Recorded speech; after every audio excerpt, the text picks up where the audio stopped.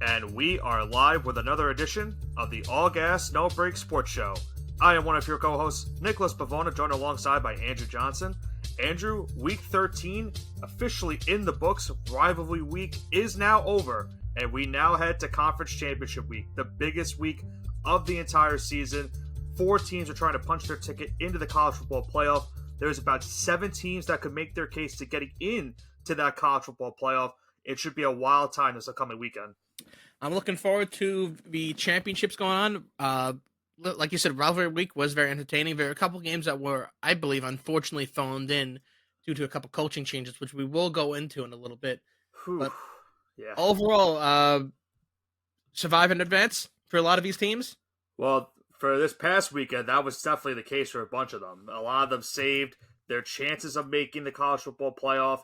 A lot of them punched their ticket into their respective conference championship games, and they're now looking to get one step closer to being one of those Final Four teams in the last year of this Final Four playoff format before we go to 12 teams next year. Yeah, and it's going to be very interesting to see what teams get in. Now, there's a couple teams, as it kind of lays right now, the winner of the Pac-12 will most likely get in. Georgia will most likely get in with a win. Florida State, if they win, they're in. Pretty much all these teams, if they win, are in, besides Georgia. I think they're even in with a loss right now. I think we should talk about this later on the show when we do our Final Four predictions, because there is a scenario where Georgia could miss it if they lose to Alabama. And I think that'd be an insane scenario, but we'll go into it. I think that's definitely a big debate that could come up, and we'll bring up all the scenarios that we could see happening this upcoming Saturday and Sunday, because as we know, the Conference Championship Week takes place on Friday, Saturday, and Sunday is when they release the Final Four teams. So we will find out Sunday who those Final Four will be. But let's start off with this past weekend's game, and we start off with Week 13's first game that was on Friday. Oregon taking on Oregon State. It was simple for the Ducks. Win, you're going to the Pac-12 championship game, and a loss would officially eliminate you from the college football playoff. But Oregon had no problem in this game against their rivals, the Oregon State Beavers. They won this one convincingly, move on to the Pac-12 championship game in a rematch with Washington as they beat Oregon State 31-7. Another strong game for Bo Nix as he continues his Heisman candidacy. And now for Oregon, as I mentioned, they face Washington in the Pac-12 title game, a chance to avenge their only loss of the season. And Johnson, you could speak about this. Oregon State now, they're going to be looking for a new head coach. But actually, I believe they've already named their new head coach. I believe the defensive coordinator is now the new head coach of the team. But their former head coach, Jonathan Smith, is now going to be moving to the Big Ten. Yeah, now I can't really fault him for the situation. I mean, he has to look after himself first after the Pac-2 emerged. They have a deal of the Mountain West right now, which I'm sure we can kind of touch upon later. But yeah, listen, he is a definite Power 5 coach, and he deserves to be at that school. Now, it does suck, however, because this doesn't happen overnight. This doesn't happen. You don't get a coaching job in a week. They were talking about this for probably 3 to 4 weeks at a minimum, right? So let's talk about Oregon State over the last couple of weeks, right? Because this game was definitely phoned in when you take into account that they didn't run as many practices and they had half days and all this stuff. Oregon State lost 2 in a row, right? Yeah. I would say that he wasn't really he's been talking about this before, or at least maybe during the Stanford game, the last 2 weeks at a minimum. So I think it's safe to say if he didn't phone this in, he was really playing for another job. I think he would have beaten Washington. I think he would have beaten Oregon. I think he didn't game plan properly enough, and that sucks for these kids that work their entire life to get to a moment like this, and then the rug gets pulled onto you, but that's life.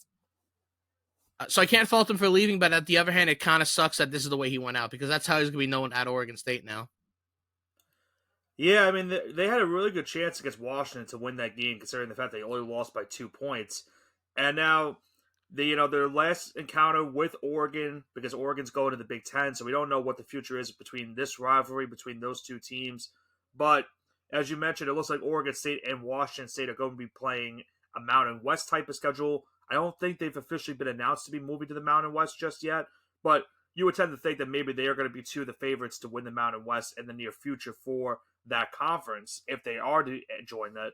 But now he goes to Michigan State to join the Big Ten. It won't be easy because the Big Ten is getting a lot better going into next season with the additions of teams like Oregon, as I mentioned, and USC, UCLA, to name a few. And the already powerhouses of that conference, and like teams like Ohio State and Michigan, in which we'll touch upon their game later on in the show. But definitely a changing of the tides for both of these teams. And now for Oregon, it's pretty much simple. You mentioned it earlier. It seems to be a win-in scenario for the Pac-12 championship game. And we'll talk about what happened with Washington this past week, because they also had a pretty tough scare against another rival of theirs. But it looks to be a win-in scenario for the Pac-12. I mean, I'm not really sold on the winning in because You can I make feel the like case. listen, I feel like if Oregon wins, I wouldn't put him in here. That I'm sorry. That If has the been a other rumor, four, yeah. I would have. Listen, I think Texas is. We can talk about this all day. I think the Alabama win that Texas has is better. Is going to be better than beating Washington. I'm sorry. I think that's a better win. I think what the committee is going to have to look at is Oregon's strength of schedule. I think that's really the only thing that's hurting Oregon. It hasn't hurt them right now as this moment, but that could be something that hurts them at the end of the run if they were, let's say, to beat Washington. You would tend to think, because they're number 5 already, that would probably put them into the college football playoff. But there has been, that scenario where people say Texas beat Alabama, and Texas, if they win the Big 12 championship game, you have to think that maybe that puts them in. And let's think of this also. But you talked about the Georgia game earlier. What if Alabama beats Georgia? That not only helps Alabama, that actually helps Texas a lot more, because if Alabama wins, and if Alabama and both Texas win, yeah, they are marred at the hip. They are married at the hip. You cannot move. You cannot put Alabama in without putting Texas in that scenario. So that really muddies the water. Yeah, I think I have to say that this is a crazy time, because like I said, there's about 6 to 7 teams that are going into this weekend saying, here's what we have to do to make the college football playoff. This is what we have to get done. And all we need is this scenario to happen, this scenario to happen.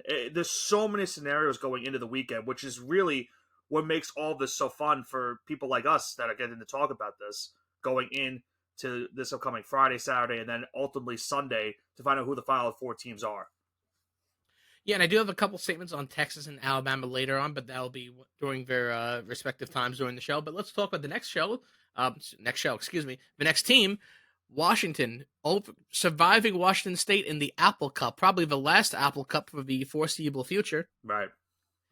And this was a tie game going into the half. It was very close. It was tied up until the very last minutes of the game. This was a game in which Washington was backed into their own territory, and we were there to watch this game, not in person, but on the television. A play in which Washington had 4th down and 2 inside their own 29-yard line, I believe, and they ran a fake inside handoff jet sweep to get the first down, put themselves near field goal range. They were able to get into field goal range. Now, credit the way that they were trying to get their field goal, because they were trying to get a touchdown originally. They almost threw the game away, but Washington does hit a last-second field goal. They barely escaped this one against Washington State 24-21, saving their chances of making the college football playoff, and now they get their rematch with Oregon. I will say this, Washington has not looked like the same team these past couple weeks, and that's why, when we talk about it later, you'll see why the spread for this upcoming Washington-Oregon game is not the same as we had earlier in the season between these two teams. But Washington has had 1 possession wins in each of their last 3 games. So that is something to note going in to this Pac-12 championship game. Again, this is something I have to say, but later on when we see Alabama and Texas, about those early wins in the season, like you kind of just said, it's so. I mean, I really want to go into it now, but I'll have to wait, and I'll wait my turn. I'm not going to really skip anything. So let's just go to the next game. Let's talk about Florida. Let's talk about Florida and Florida State. It looked like that Florida State was once again playing down the competition. However, they come back, they win, they even beat the spread, so they cover here. They did, and they're still they're undefeated, number 4 in the country, and they're in a win and you're in scenario pretty much. I can't see if Florida State wins and they beat Louisville. This is going to be tough, because there's still people saying that even if they beat Louisville, can you put them in? Now, I would tend to think you have to, because they're going to be an undefeated Power 5 conference champion. That is without a doubt. You have to put them in. Now, the committee. Now, there was a whole thing that I watched in the playoff poll reaction in which, you want to put the best 4 teams that have the best competition and best players out there. And now there's people saying that should you put Florida State out there now with backup quarterback Tade Rodmaker as the QB right now? Now, If he listen, wins the championship, yes, he should. right. It's not to fault him. He played this game. He pretty much was game managing this entire one. We expected that to happen against Florida. You have to try to see what he can give you going into this game against Louisville, because Louisville will give them a tough time. And we saw what happened to Louisville this past Saturday, losing to Kentucky. But for Florida State, it's pretty much down to this. I tend to agree with you. I think if they do beat Louisville, I would tend to think that they get into the college football playoff. I don't think it will be easy. I think Louisville will definitely give them a run for their money. But I would tend to think if Florida State can hang on, they should be in the college football playoff this season. Do I think they can get farther than the semifinal game? Probably not. I don't see them beating a team like Georgia or Michigan or even one of those Pac-12 teams in Washington, Oregon potentially. I would tend to think that they are probably right now, and it's not really to the discretion of them. I think without not having Jordan Travis for this playoff run, it really just hurts the identity of this offense because they have to run the football a lot more than they usually do in this past week's game against Florida. That's an excellent, excellent point. But here's why I don't think they can get jumped. If the top four seeds win, right? So Georgia wins number 1, Michigan number 2, Michigan wins, number 3, Washington wins, and if number 4, Florida State wins, how would any of these teams jump them? Now, there's the doomsday scenario, right? Do you put Alabama in over Florida State? I'm still gonna say no, and we'll go into this a little bit. I keep on alluding to this, but I have a whole explanation about why that can't happen. There's just like I said, there's just so many scenarios, and we saw what happened with Alabama. We almost forgot to mention their game. That crazy 4th and goal situation at their own, at the Auburn, 31, 32-yard line, and they were able to get a touchdown, not only saving their season, but keeping them alive in the playoff race. And you would think if they had a more convincing win, maybe they could have moved up in the polls. A lot of people were, talking about the Ohio State and Michigan thing, and we'll talk about what happened with that ranking. I'm going to touch upon this game, too, because I kind of purposely led this for right now. You mentioned that game, right? They had no business winning that game. Absolutely none. Auburn probably had a 99.9% chance of winning with 2 minutes left in the fourth quarter. Well, especially on that last play. Absolutely unheard of. Absolutely unheard of. Now, you want to talk about the best team in the playoffs. If Alabama beats Georgia, they cannot jump Florida State. And I'm going to say this why, because Florida State has shown consistency all year long, and if Alabama were to beat Georgia, that means they'd also be jumping Texas as well. And I'm just going to go out and lay the scenario out, right? So if Alabama beats Georgia, that means they'd have to jump Florida State and they'd have to jump Texas, right? Okay. Because assuming Texas and Florida State both win the scenario, they'd have to jump both of them. So now you're telling me after the committee has been preaching for years, every game counts. Your season can end in September if you lose to one of these teams. If that's the case, then the committee's been on a bunch of bullshit this entire time because they're going to give an Alabama team that lost to Texas earlier in the season a playoff spot just because they beat Georgia. That's why I don't think it could happen. If the committee, Texas winning is crucial because it now forces the committee to either flat out admit that, nope, these games early in the season don't matter. It's what happens at the end of the year that matters the most. And or they can just say, you know what? Yeah, we've been consistent, even though that you did beat Georgia. That's great. Get you number 5. Congratulations on your on the premier New Year's Six bowl. Right.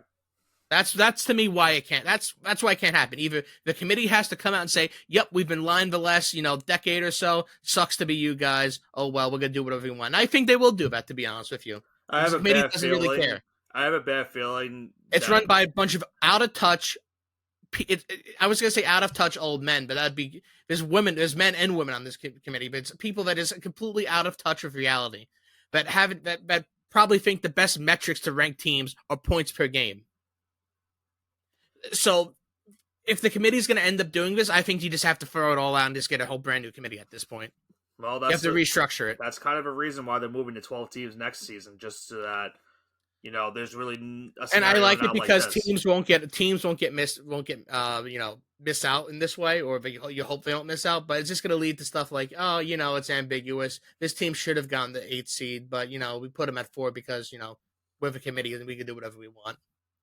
That's why I don't. That's why I'm a little fearful for it. But I'm hoping it's a lot better. Yeah. I don't know. I think we'll talk about that in a little bit about what we think. And I think we should also give a scenario for each team that right now what they would need going into this upcoming weekend for them to Alabama. make it. I'll go later, and we can We'll go talk about for the rest of the it games. later. Yeah, I think what we'll do, Johnson, is we had 2 other games scheduled. We'll talk about the game that happened this week. I think the other 2 that we had, we'll give a quick analysis of it. Kentucky beat Louisville this past weekend on a last-second touchdown with about a minute left in the game. That ended any hope that Louisville had of maybe being a dark horse to make the college football playoff. So now, for Louisville, it's pretty much simple. If you beat Florida State this upcoming weekend, you spoil their season and you win the ACC championship game, and you're going to go to the Orange Bowl, I'm pretty sure. So Louisville still has something to play for. They're vying for a New Year's Six bowl. And the other game that we have to talk about, Oklahoma State, they had a big double overtime win over BYU. They're going to the Big 12 championship game to take on Texas, the team that we've talked about a couple times in this show. And they will also have an opportunity to play spoiler this upcoming weekend and ruin Texas's chances of maybe making the college football playoff. Yeah, it's going to be interesting because spite is a very powerful factor here. You never can underestimate the power of spite, and if someone just really wants to get over on someone. And I feel like it will happen here. It's going to feel like an old school ACC basketball matchup because God knows ACC football, at least these 2 teams don't have a historic rivalry, but I know their basketball teams do. Yeah. Yeah, so I think those 2 conferences have some interesting matchups. You got 2 teams looking to get into the playoff. You got 2 teams looking to play spoiler and ruin their season for them and try to end their hopes of making the college football playoff. But one team's dream of making the college football playoff pretty much looks to be all but dead unless there is a crazy scenario that happens this upcoming weekend.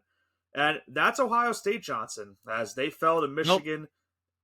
No, as to Ohio State making it again. Ohio State will not be in this championship, even if multiple teams cannot get.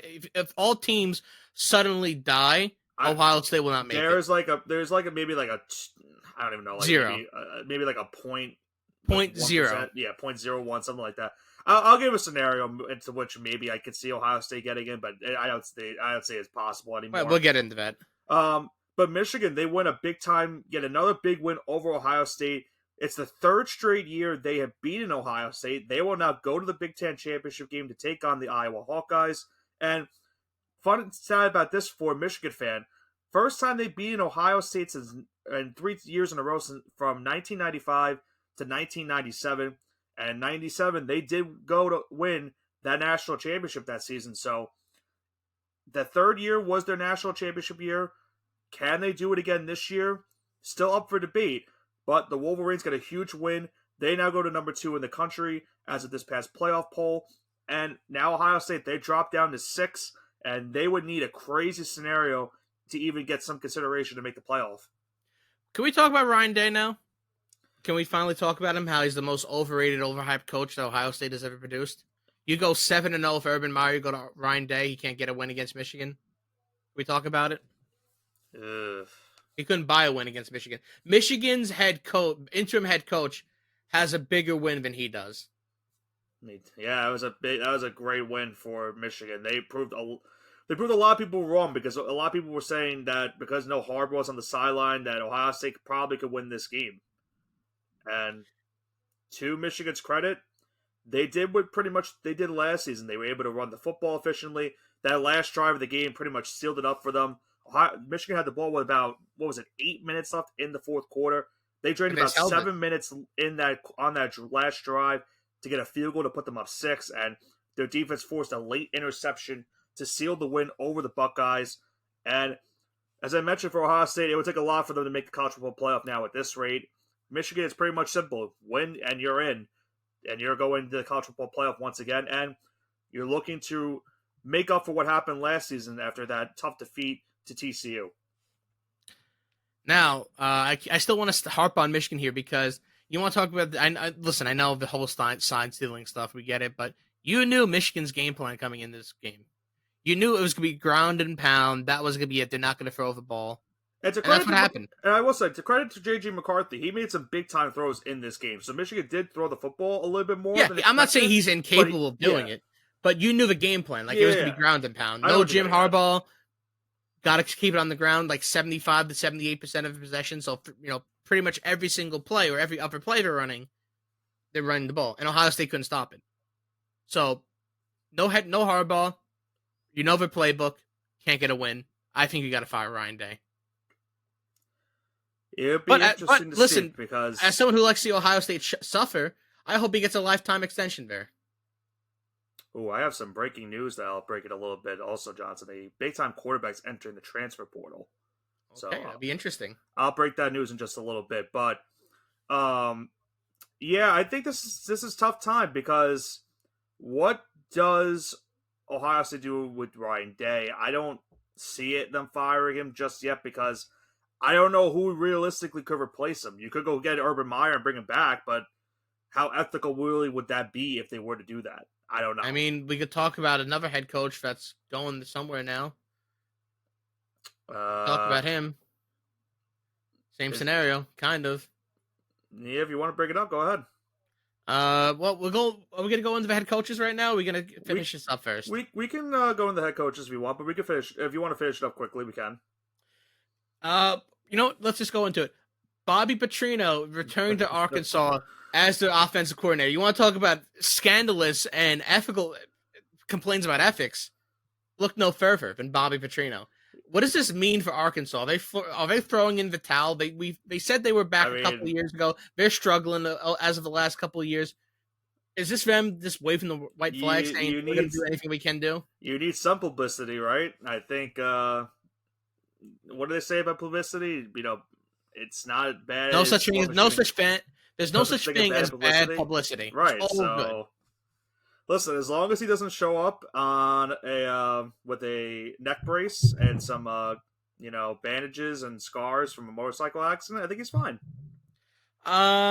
Just he shouldn't be riding the motorcycle with someone else. He should be riding the motorcycle by himself. Especially, it's okay to take a spill on a motorcycle, like it happens, As long as you're not committing adultery on the side of it, but yeah, that's besides the point.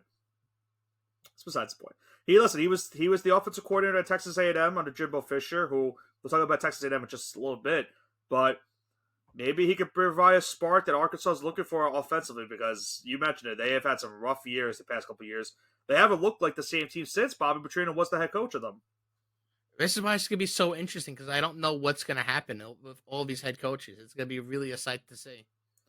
And we talked about A&M. Let's talk about them next, as they now have hired Duke head coach Mike Elko. He is now going back to Texas A&M. Remember, he was the defensive coordinator for Texas A&M under Jimbo Fisher before he left to go coach Duke. So he now returns. He's going to coach Texas A&M this upcoming next season. And listen, he's coming off a great campaign with Duke. It's kind of the big news I'm going to allude to, Johnson, in just a second. So this is a good segue for me to break in that big news. But Duke now, a really good year for them. They lose their head coach, Mike Elko, and now they're going to lose their starting quarterback, Riley Leonard. He's going into the transfer portal. So that sucks. That's a big... Yeah, Duke's having a rough couple days, and right now I'm going to say the rumor is Notre Dame is apparently interested, and I would hate that. So don't go to Notre Dame, please. Listen, the one thing I will say is winning 9 games at Duke football is like winning 15 games in the SEC. Right. Listen, I'm not saying he's going to be a home run at Texas A&M, but if he could win if he could sniff 10 wins, right? He almost got 10 wins at Duke. That would be worth 12 wins in the SEC any day of the week. With the way because imagine, now he's going to Texas A&M, and don't knock at Texas A&M's their academic standards, but compared to Duke, they don't have to recruit rocket scientists. They can recruit guys that I don't want to say are not book smart, but they didn't come here to play school. And keep in mind, imagine what he could do with a recruiting class filled with those guys. Right. And keep in mind, let's think about what happened with A&M. Obviously, the rumor was originally that they were going to get Mark Stoops, but Stoops decided to stay at Kentucky. So Elko was their next best option. And think about what the Aggies did under Mike Elko at defensive coordinator. That his last year there, they were 9-1 that season in the COVID year with Jimbo Fisher in them. And remember what he did at Duke. He went from a 3-9 team in 2021 to a 9-4 team his first year on the job. So that's a big turnaround for Duke. And then they had another 9-win season this past year. So if you're a fan of Texas A&M, you got to think of this as this guy has proven that he can build the program back to where they could be, and their defense really struggled this past season, and that's something they would like to fix going into this year. So, especially with the additions of Texas and Oklahoma, there's going to be a lot more high-scoring offenses being added to this conference, especially with Alabama and LSU still around. Yeah, so with that being said, let's talk about the any other things you want to recap besides before we go into the next segment. Any other coaches you want to talk about? I'll bring up what Syracuse did in just a second. There's some other transfer portal. I'm looking at some news right now. I think you talked about it earlier. Max Johnson go to North Carolina now. He'll be the Drake May replacement, it looks like, potentially. Excellent quarterback at A&M. One of the better backup quarterbacks in the country. That's not the best backup quarterback in the country. And they're going to get a good one. He's going to... Is it wrong? I think he's going to have a better season than Drake May just had. I don't think that's asking too much. I think it's capable. I think he's capable of having it. It could be capable, but will it happen? I don't know yet. I'm not ready to say that at all. I'm a firm believer in Max Johnson. I think that's a good get for UNC. People know. Quarterback play, the drop-off will not be that much. And people know he is the son of former NFL quarterback Brad Johnson. I love that stat. That's always one of my favorite things to know about with Max Johnson. Spencer Rattler was sort of declared for the NFL draft today, so he is no longer going to be at South Carolina, so he will be in this upcoming NFL draft. Curious to see where he gets potentially drafted to in the NFL and what round it will be. But we'll end this last segment. I'll talk about what Syracuse did, hiring Georgia defensive back coach Fran Brown as their new head coach. And I told you, Johnson, I think this was kind of a win-win for Syracuse this year. You made a bowl game. You're bowl eligible. You fired Dino, which I've been asking for a couple years now. And they're getting a guy in Fran Brown that is, one of the better recruiting coaches in all of college football. There's a reason why Georgia's defensive backs have been pretty consistent the past couple of years. This is a guy that you would also appreciate. He was a former assistant at Rutgers, so I know you like to hear that. Oh, Scarlet Knights. And he's, a guy that's learned under Matt Rule. I know Matt Rule's had some bad times in the NFL, but in college, when he was at Temple, that was when he had some pretty good years. He has also learned under Kirby Smart, and a guy that's been a defending two-time national champion the past 2 years, and potentially 3 if they can win again this year. That's pretty, for me, that I don't hate the hire whatsoever. I heard rumors of Dan Mullen and Doug Marrone. I was kind of hoping for that pipe dream, but I don't mind this hire of Fran Brown. If he can bring in some recruits to help Syracuse, especially with the new ACC coming in, then maybe I have some hope, but I'm not going to, build my hope up just yet. I'm going to, play it slow and see how it all turns out. Got to temper your expectations. Right. I'm not going to do what I did with Dino got first hired, because Dino had, just came off. I'm trying to think of what college he was at. I think it was Central Michigan. Could be completely wrong about that, but I just shows how in the MAC. It was some school in the MAC. Yeah, it was 8 years ago too. So it's been a while, but this is when he built up a program and he came to Syracuse. I said, oh, maybe he can make us better. And to his credit, he had some pretty decent years with Syracuse, but this year it was Bowling Green. That's why I mixed up. It was Bowling Green. Bowling Green. But yeah, no, listen. This guy's coming from Georgia. This is going to be his first head coaching gig. He's learned under some of the brighter minds in all of college football. I'm hoping that his recruiting methods can help Syracuse, because that's been a huge issue for Syracuse these past couple of years. They have not been able to recruit. They mostly have had to get their players from the transfer portal. So we'll have to see what they do, but not get my expectations up just yet. So we'll see. With that being said, would you like to recap anything else before we head into the Mushing Hour? Do you want to talk quickly about these previous college football playoff rankings that we just had before we get into the Mushing Hour? Because we're going to obviously give us our predictions of what happens this coming weekend and the scenarios for these teams. But there was a bit of a shakeup, obviously, with the Ohio State and Michigan game. Ohio State definitely moved down because of their loss to Michigan. They now dropped to 6th in the playoff poll. Michigan, Washington, Florida State, and Oregon all respectively jumped up a spot. So that's why we say that with the 3-5 scenario of Washington and Oregon potentially could be a win-and-in scenario for those two teams. For the rest of the conference, for the rest of the top 10 as it is, Texas is still 7, Alabama is still 8. For those two teams to make the college football playoff, not only will they have to win their respective championship games, but there still might be a scenario in which they might need one or two teams to lose if they both want to make it. So there's still a lot to be played for this upcoming weekend. Absolutely, and I think we'll go into the Mushing Hour now. Yes, we will. And it's a big week. Conference Championship week, the best week, in my opinion, in all of college football. And we're going to cover each game, not only the Power 5, we're going to give you some of the non-Power 5. 10 games this week for the respective conference championship games. And boy, we got some really good action this upcoming weekend for college football that is going to be must-see television, to say the least. Must-see TV happening in the SEC, the ACC, every conference you can imagine.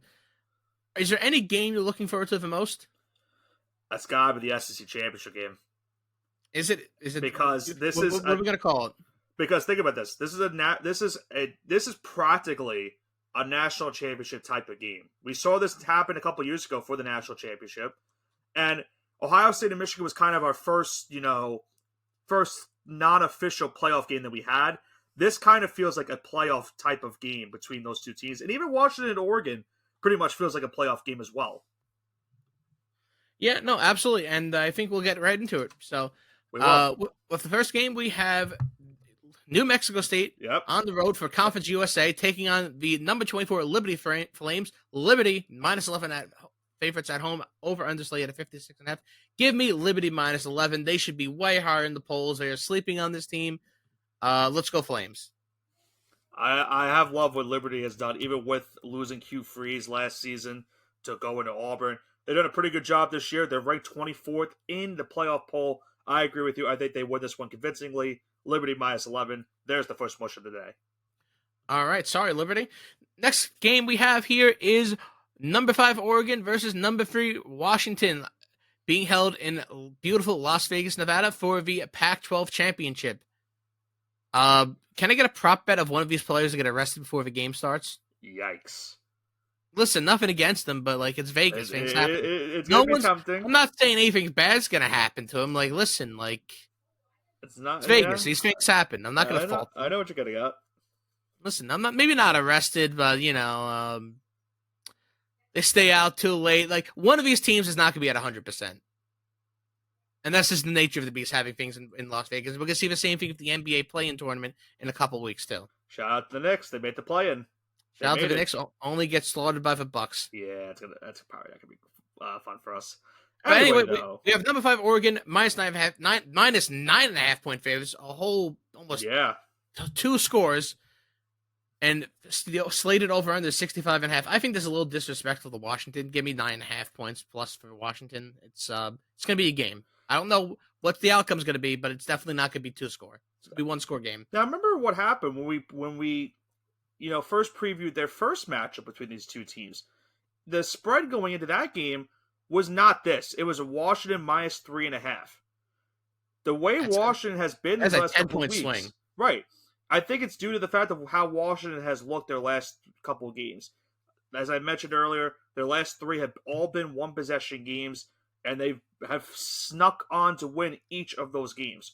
Oregon, and their last couple of games, have looked pretty much convincing all the way. They've looked really good, and I think that's why they're this big of a favorite, because of the momentum they currently have going on. And to me, honestly, I know you don't tend to agree with it. I tend to believe that this is pretty much a win-and-in scenario for the Pac-12. Even if Oregon wins, I still think they get in just because of where they're currently ranked. I'm going to disagree with you. And that's fair. You're in. But we can agree to disagree, and we can go into the next game now. I'm going to take. I didn't make my pick. I'll just say Washington 9.5 as well. I think it's also disrespectful to Washington. So 2 mushes. Let's go. Yeah, it just to me, I think Washington doesn't win, but I just think it's really disrespectful to a team that is undefeated at this point in the season, and they're the 3rd ranked team in the country for a reason. I know maybe they haven't looked great, but they're still undefeated for a reason. Now, you just spent the entire year working your ass off in the MAC. Hell yeah. What do you win? A trip to Detroit to play in the championship game. And these two teams are Miami of Ohio, not the University of Miami in Florida, but Miami of Ohio, taking on the Toledo Rockets for the MAC championship game. Toledo is a minus 8-point favorite, over underslated at 44.5. Give me Toledo minus 8. They're going to steamroll Miami, Ohio, which is not even the best Miami. No offense. Hey, Ben Roethlisberger went there. He did. And Derek Carr went to, Fresno State? He did. Okay, and what have they done since, both those teams? Exactly. Now make your pick. Would you go with Toledo minus 8? Yes, sir. You know what? Screw it. Give me the over. Why not? Action football. We want to see some points. Listen, I got no dogs in a lot of these games, but I'm just here to watch some good football and call it how it is. Love some action, but we also like this upcoming matchup, even though this team is still not what they used to be, but we still like the matchup nonetheless. Yeah, and that is Boise State taking on the University of Nevada, Las Vegas for the Mountain West Championship. Pac-12 Junior going on over here. Boise State minus 2.5-point favorites, and the over/under slate at 50.5. Give me Boise State blue turf minus 2.5. Not only are they going to win, they're going to cover. I didn't realize that this game was also at Allegiant Stadium. I honestly did not know that UNLV has been playing their games at Allegiant Stadium most of the season. They have the entire year. They have like a deal with them. Yeah, that's good for them. That's good. Gives them some potential, opportunity. Listen, it's good for the conference too. Yeah, so about everyone else, all those players, like if the Big East and St. John's plays in Madison Square Garden, like you tell the kids, oh yeah, you not only get to play your conference championship game in Madison Square Garden, you can play at least one non-conference game there too. So to them, it's like, oh yeah, I can play Madison Square Garden at least 2 or 3 times this year. That's an attractive possibility. But yes. I digress. Anyway, I will take Boise State money line in this one for pretty much for nostalgia feeling because I love blue turf and I want Boise State to win. So no disrespect to the Rebels. Yeah, like we said, no disrespect. Just looking forward to some quality football. And the next quality football game we have is the Sun Belt Championship. And we have Troy minus 6-point favorites at home. 52.5 is the split. It is Appalachian State, which is the alleged alma mater of listener Sean Mulligan, at Troy right now. So the alleged alma mater of one of our listeners. James Madison should be in this game. They should be in this game, but we got App State instead. Anyways, give me App State plus 6. I feel like that's what listen. I'm not gonna sit here and say, oh yeah, I watch every Sun Belt football game. I've probably seen 4 Sun Belt football games, if that, the entire year. And most of them probably James Madison. And most of them probably were James Madison games. You're right. I was watching the James Madison game the other day when they blown them up by 50 points, close to Carolina. Yeah, but give me App State plus 6. I'm gonna have another mush. I have App State plus 6 as well, and that's also for nostalgia feeling because I just love App State and them pulling off upsets. I think they do it again. Not really willing to take money line, but I think they can win this one. Okay, so the next game we have is some AAC actions. The ACC Junior. We have the SMU Mustangs at the number 22 Tulane Green Wave all the way down there, down south. Tulane at home minus 3.5-point favorites, and the over/under slated at 47.5. Give me Green Wave minus 3.5. I'm not even gonna. No offense to Southern Methodist, but give me Green Wave.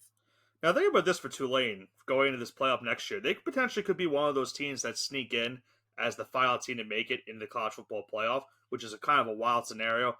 But even for this year, think of the implications. A win, and they're pretty much going to be in a New Year's Six Bowl. So this is a big game for Tulane in their program. They made it there last year. They defeated USC. But Johnson, most of my picks have been nostalgia picks. And I'm going to continue it. I'm going to take SMU plus 3.5. All righty, then. Someone didn't get the memo. It's not 2013 anymore. Hey, listen, Tulane might win by a field goal. That's perfectly fine with me. The half point is all I need. All right, I respect it. Anyway, we have the, I guess the first of the Power 4 championship conferences now because the Pac-12 is dead. We got the Pac-12 already, but yeah. Yeah, I mean, I'm saying the future Power 4 because the Pac-12 is dead. They're going to get a good last championship. I didn't mean to cut you off, but they are going to get a good last championship game for the Pac-12. Nice swan song. Yeah. It's not going to be like the Big East where they come back and take revenge on people because college football doesn't work like that. Right. Anyways, we have number 14 Louisville, the Cardinals, playing number 4 Florida State in this. I was gonna say the state of Charlotte, in the city of Charlotte, in the state of North Carolina. Florida State minus 2.5 point favorites, over under slated at 47.5. Give me the Cardinals plus 2.5. They're gonna be looking to play spoiler, and I think they can win by at least cover. I don't think there'll be a 1-score game. I think it'll be a 1 or 2 point win for the Seminoles at the end of the day. But give me Louisville to cover here. I got a Louisville money line. You think they could win outright? Louisville's coming off a downer against Kentucky. They let the game slip away from them, but now this is a chance to right their season and win ACC championship game. You're facing a backup quarterback. You realistically have to make Florida State throw the football. If you're able to make Florida State throw the football, maybe he makes mistakes and you force a couple turnovers. Remember what they did against Notre Dame earlier in the year? They were able to do that against Sam Hartman, and I think that's why they win this game. Their defense had a big letdown against Kentucky. I think they bounce back and they pull off the first upset of the week. I think they win the ACC championship game. Okay, but next we have the Big 12 championship, and I will take a prop bet on this one as well, just for the listeners out there. Not going to be counted towards my official record, but this is my prop bet. We have number 18, Oklahoma State, versus number 7, Texas. I guess it's a Texas home game. It's in Arlington, not exactly Austin, but it's a Texas home game. Texas, pretty much at home, minus 15.5 point favorites. 54.5 is the slated over-under. I'm going to take Texas minus 15.5, and for the listeners at home that don't know about this, the WWE has a partnership with the Big 12, where the MVP of this game will get a championship belt. So I will have the Texas Longhorns winning this game, and The Undertaker giving Quinn Ewers that championship belt. That is my prop bet. Okay.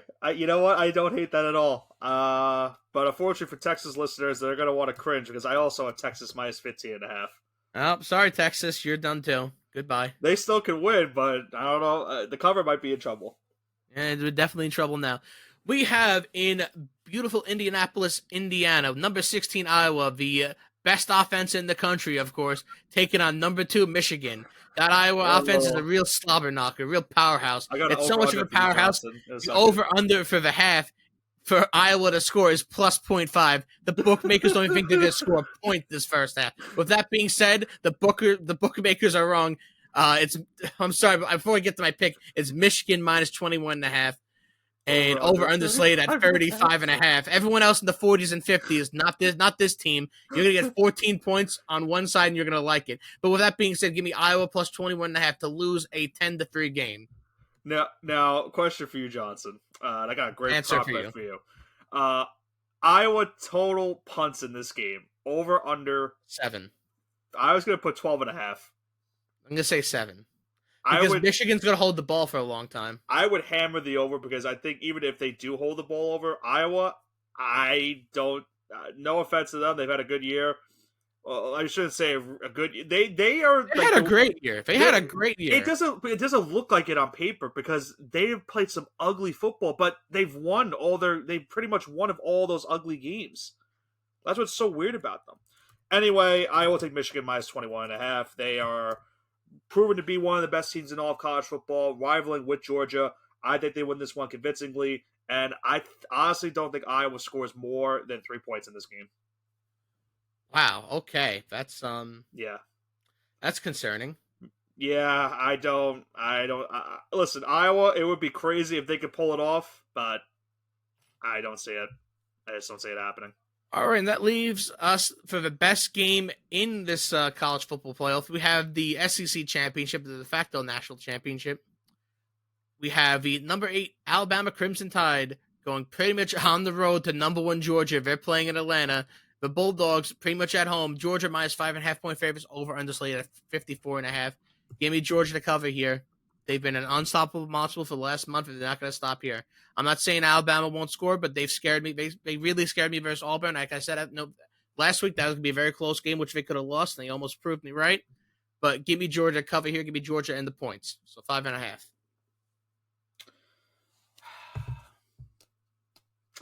Think about the history of this rivalry, if you want to put it, with these two teams, and what's happened in Atlanta, Georgia. The last time they met in the SEC championship game, Alabama won convincingly by 17 points. Remember what happened in the building as well for the national championship. Alabama won on that thriller touchdown from Tua to Devonta Smith. I have said all year, chaos is going to happen. I've already put Louisville as my favorite to win the ACC championship game. I think Alabama is going to beat Georgia. I have Alabama money line. Bama has played. Listen, I know they had a big time scare against Auburn. So did Georgia. Georgia had a scare against Georgia Tech. Both teams are coming off a really concerning win their last game. I just think the way Bama's playing, I think it's going to come down to quarterback play.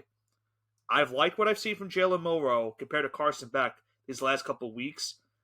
And I know it's crazy for me to go against Georgia considering they've won back-to-back national championships. I just don't think they get it done this time. I think Alabama gets into the SEC championship game, wins this game, and they will make the college football playoff. Alrighty then. With that being said, I think we have another bonus, Vel, for our listeners at home. Would you like to explain? Well, we now have the Final Four. So we've already made our predictions for this week. Now, I've already spoiled by one of my teams that I think is going to make the college football playoff, that being Alabama. But let's give our Final Four prediction, because as I mentioned earlier on, the Final Four teams will be announced this Sunday to go into the college football playoff. So we made our predictions earlier this season. Really didn't go our way. I think I had 2 right. You had 3 right, if I'm not mistaken, that are currently, at least, are still in the picture as of right now. I figured out 4, and if you see, I've preloaded my answers besides one of them. Right. I do see that now. But let's now dive into who we think will be in the Final Four. Would you like to go first? Would you like me to go first? I'm going to go first. I said from the beginning it's going to be Michigan, Georgia, Texas. I had A&M in there, but you saw how their season went. Probably just the fan picking me. But I said this team was going to win the ACC, and they're not only going to win the ACC, they're going to make the playoffs too. So it's going to be FSU, Michigan, Georgia, and Texas. Okay. This has been tough for me. Because here's how I look at it. Is if Bama wins and Texas wins, I think you have to put both of them in. Florida State, and I picked Louisville to win this week. I think Florida State does not make it. Then you're looking at the other scenario now with the Pac-12, in which, in my opinion, it's winning in. And then you're looking at it's really down to that or Georgia. If Georgia loses, do they get in? Do they get, relegated to number 5 and they just miss out? I think, for me, it happens because of this game between Oregon and Washington. I think, for me, I know people might not agree with it. I think it's truly a win-in scenario for that conference. And for me, I have my Final Four teams being Michigan. I'm going to go with Oregon, Alabama, and Texas. Not in that order, but if I had to pick the order, it would be Michigan, Oregon, Texas, Alabama would be my Final Four. Alrighty then. So I think that kind of recaps everything we had to say. Before we sign off and before we kind of summarize the what we just did with all the championships there, anything else to add before we sign off tonight? What much more can you say about what's going on with college football right now? I think there's a lot to be spoke about, and overall, it's really going to come down to how these teams will perform this upcoming weekend and who will ultimately be the Final Four teams going in to that college football playoff. So I think we're in for some great football this upcoming weekend, and I'm really looking forward to seeing who those Final Four teams will be on Sunday. Yeah, I'm looking forward to this, and I hope the committee doesn't do anything stupid, but don't get my hopes up. So don't hold your breath. Yep, not going to get my hopes up. Yeah, do not get your hopes up. That's the moral of college football. Never get your hopes up, but hopefully we have a lot to talk about this coming week. Hope for the best, expect the worst. Right, exactly. So we'll have to see how it all unfolds. But that's going to do it for this episode of the All Gas No Break Sports Show. In our next episode, we will talk about this past weekend's NFL slate, a interesting week in the NFL. But for college football, we now head into Conference Championship Week. We now look to see who the Final Four teams will be in the college football playoff and who will get one step closer to playing for a national championship. This has been Nicholas Pavona, joined alongside by Andrew Johnson with the All Gas No Break Sports Show. We'll see you back for our next edition with the NFL right here